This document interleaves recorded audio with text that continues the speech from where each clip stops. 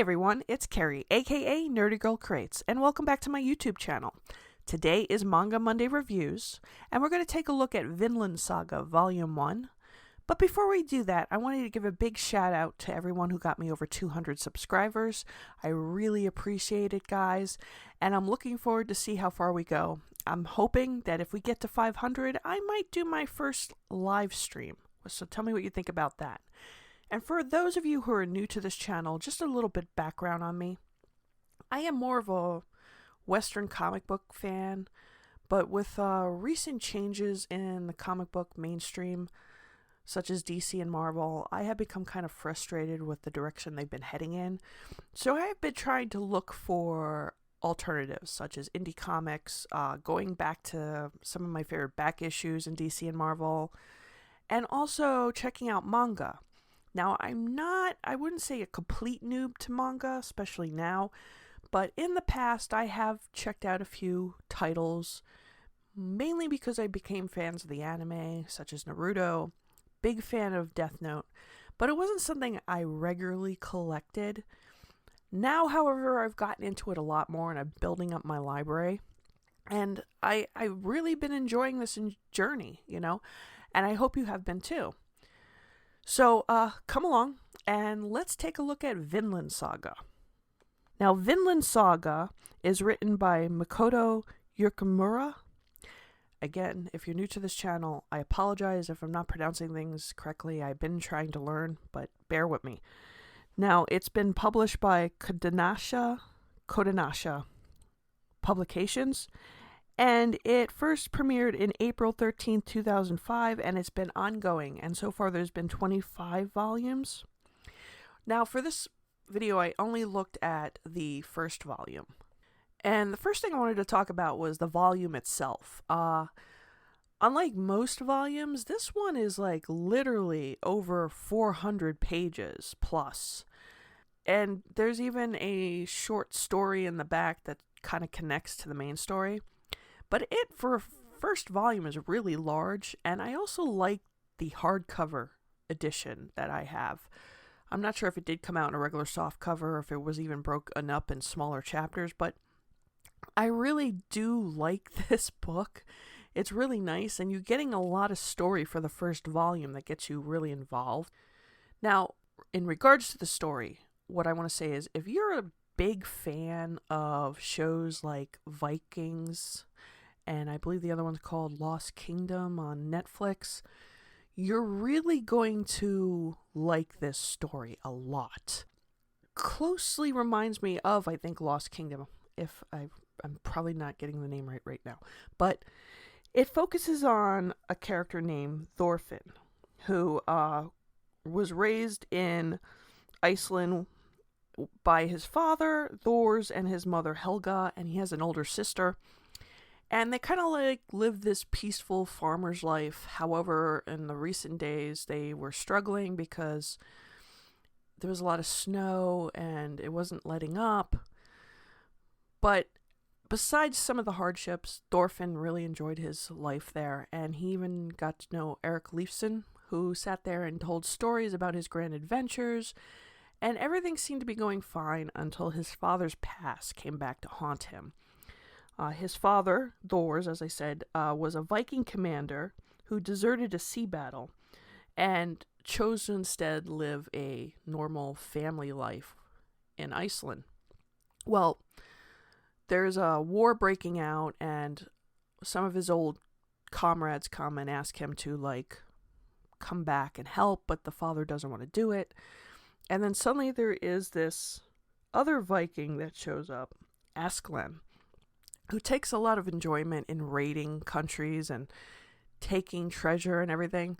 Well, he takes Thorfinn hostage, and the father battles him, but then ends up dying in the process, and Thorfinn is taken away with Askeladd and becomes part of his crew unwillingly, but sees the opportunity to stick around and learn so he can get vengeance on his father. And then at the beginning of the book is like a flash forward to the present of his story, where they are raiding an English village, and I think it's an English village, and Thorfinn is looking for an opportunity to be granted a wish by Escalon. So Askelin kind of gives him this impossible mission, but he completes it, and at the end he requests his duel. Now, it's kind of odd because Askeladd, I think, has a lot of respect for Thorfinn, and when they do this battle, unfortunately Thorfinn doesn't win, and instead of killing him, he just kind of laughs it off and lets the boy go, and Thorfinn's frustrated. He's realizing he still has a lot more to learn before he can defeat him.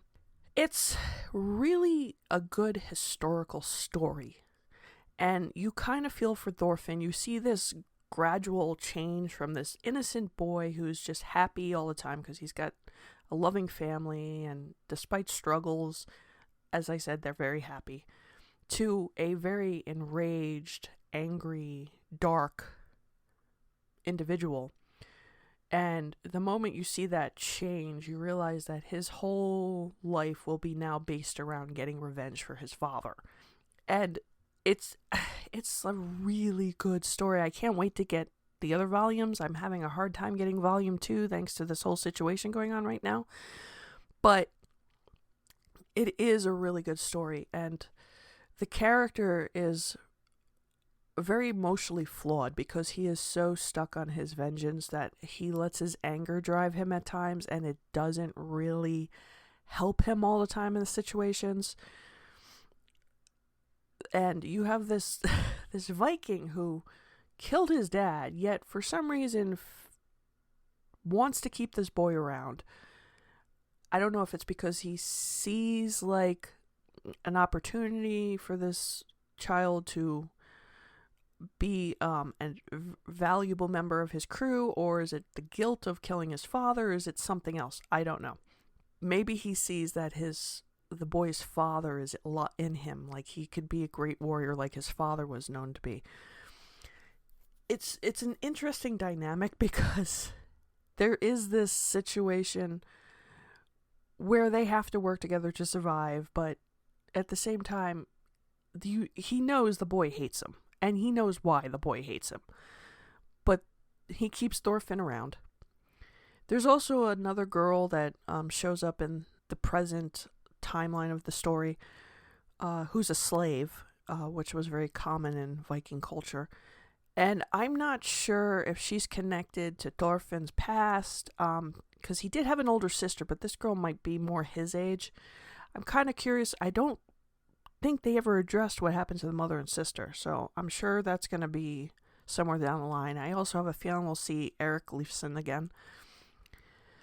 The art in this is something else I wanted to talk about. I really do like the art style. It's like that typical manga style, but it doesn't get too, like, it keeps itself very seriously, except in the moments when they are doing a little bit of a comedic relief. I do like the art a lot. It's kind of reminds me of, I'm trying to think of that anime I used to watch. The art style is very similar to it, with the teacher who she grew up with the Yakuza, and she goes to this school and she ends up in charge of like the worst class. I, for some reason, cannot remember the name of it. It's one of my favorite animes, but I'm having Sunday morning like mind blank, and the coffee is not kicking in. But yeah, the art style it's interesting. It's pretty a typical style you see in some manga and anime. But I think it works for the story. It's not, like I said, too cartoony over the top. Like, you do have moments of like crazy expressions, but that's like it's pretty much designed for that moment or that specific character, because there's like this king when they're invading that's like, he reminds me of like a little egg or something, but he's got these very big expressions and he's very unlikable, and that's how he's designed to be, because he's very greedy and he's very arrogant and egotistical. Despite not looking very handsome, he thinks he's the greatest thing ever. But the art is really good. I heard there's an anime. I have not watched it yet, but I would like to do that, and later on down the line add it to my list of anime versus manga comparisons. I am working on another one right now, which I'm revisiting a certain manga storyline from one of my previous videos. based on recommendations from people because they felt like I should have read some more volumes before giving it a review.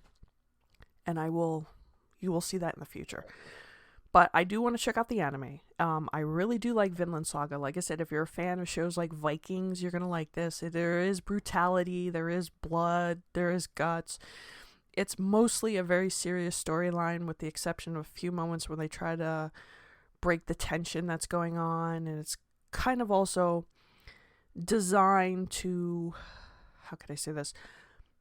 Give certain characters like a different perspective on the situation, especially when it comes to Askeland. I hope I'm saying that right. He looks at this boy like he mocks him a lot, but you can see there's kind of like this other emotion he's hiding. Like I feel like he feels some connection to the boy. And Thorfinn, you could see like the change I talked about earlier with him now in his present part of his story. Barely ever smiles. He's like very serious and angry a lot, and he lashes out at different people when they come near him. The drawings bring that to life really well. But I do recommend Vinland Saga. It is a really good historical manga. It does pay respects to Viking law. The writer himself even writes in the book about his journey to understand Viking lifestyle and the history of it, and wanting to make sure he depicted it as accurately as possible, despite it being a fictional storyline. And he does a really good job with it, and I highly recommend it. It's one of my favorites. I'm trying to collect the volumes down. Like I said, I could find every volume but 2, and that's frustrating. I've been everywhere to write stuff, to Barnes & Noble, to Amazon, and even looked up Books A Million and went on eBay, and people who do have it, it's kind of crazy with the pricing. I am not paying the amount of money they're asking for the book. I'm just going to wait and hopefully Right Stuff will get it back in stock and then I can order it. But yeah, especially if you're not somebody who's typically into manga, this is a good story if you really do like those historical war battles. And yeah, I say check it out. So tell me, have you read Vinland Saga? Are you interested? Did you like it? Did you not like it? If you did, check it out. Let me know down below in the comments section. Don't forget to like, share, and subscribe. Hit that notification bell so you know when I have a new video up. And I will see you on the next one. Bye.